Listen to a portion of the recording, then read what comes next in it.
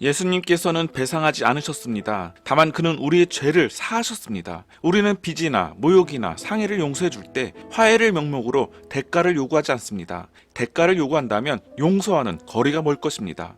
있는 것을 배상받는다면 용서를 운운할 필요도 없습니다. 받아야 할 몫만 받으면 그만입니다. 용서는 은혜를 전제로 합니다. 남에게 상해를 입었더라도 은혜를 베풀어 그냥 돌려보냅니다. 굳이 소송을 하지 않습니다. 용서해 줍니다. 은혜는 받을 자격이 없는 사람에게 거저주는 것입니다. 그래서 용서라는 말에 주다라는 단어가 들어가 있는 것입니다. 용서는 받는 것이 아니라 받을 권리를 포기하는 것입니다.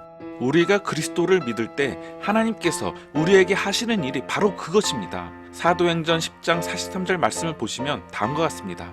저를 믿는 사람들이 다 그 이름을 힘입어 죄 사함을 받는다 하였느니라. 그리스도를 믿으면 하나님께서 더 이상 우리에게 죄의 책임을 묻지 않으십니다. 하나님께서 성경에 친히 그렇게 증언해 놓으셨습니다. 나 곧 나는 나를 위하여 네 허물을 도말하는 자니 네 죄를 기억지 아니하리라. 동이 서에서 먼 것 같이 우리 죄가를 우리에게서 멀리 옮기셨으며, 하지만 문제가 발생합니다. 우리는 인생 경험을 통해서 용서로 충분하지 않은 것이 있다는 것을 압니다. 이것은 살인이나 강간처럼 죄로 인한 상해가 크면 클수록 더욱 분명해집니다. 만약 판사가 또는 하나님께서 살인범과 강간범에게 너는 죄를 뉘우치는가? 그러면 됐다.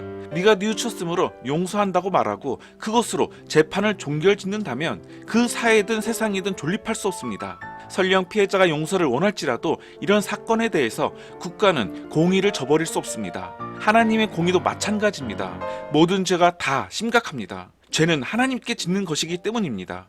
우리가 하나님을 무시하거나 불순종하거나 모독하면 하나님의 영광에 침해당하는 것입니다. 범죄자들이 사회에 입힌 해악을 모두 말수할 수 없듯이 하나님의 공의도 범죄한 우리를 그냥 방면하는 것을 용납하지는 않습니다. 우리의 죄악으로 하나님의 영광에 입힌 손상을 반드시 갚도록 해야만 하나님의 영광이 공의 안에서 더욱 찬란하게 빛날 것입니다.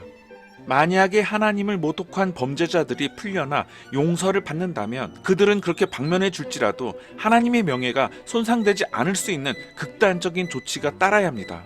바로 그런 이유에서 그리스도께서 고난과 죽음을 당하신 것입니다. 에베소서 1장 7절은 다음과 같습니다. 우리가 그리스도 안에서 그의 은혜와 풍성함에 따라 그의 피로 말미암아 구속 곧 죄사함을 받았으니, 용서는 결코 대가를 요구하지 않습니다. 우리가 마음을 기울여 드리는 순종은 용서의 열매이지 뿌리가 아닙니다. 그래서 그것을 은혜라고 부르는 것입니다. 그러나 용서하기 위해서는 예수님께서는 자신의 생명을 내놓으셔야 했습니다. 그래서 그것을 의롭다고 부르는 것입니다. 하나님께서 우리 죄를 우리에게 돌리지 않으신다는 소식이 복음입니다. 하나님께서 이렇게 하시도록 피 흘리신 그리스도는 하나님의 은혜가 무엇인지, 하나님의 공의가 무엇인지 자신의 생과 죽음으로 증거하신 분이십니다.